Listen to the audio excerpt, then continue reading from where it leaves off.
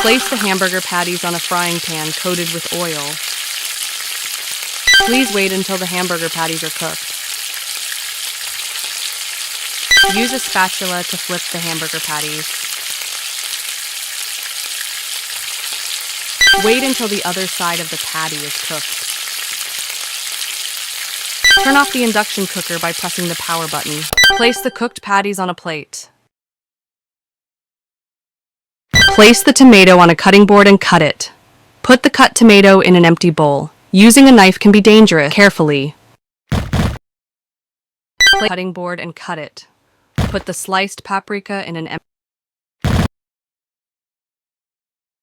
Place the bread on the glowing green spot.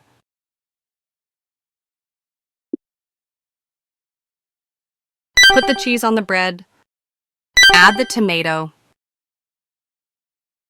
Add the lettuce. Place the well-cooked patty on top. Add the paprika.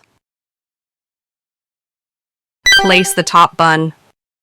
Your delicious hamburger is complete.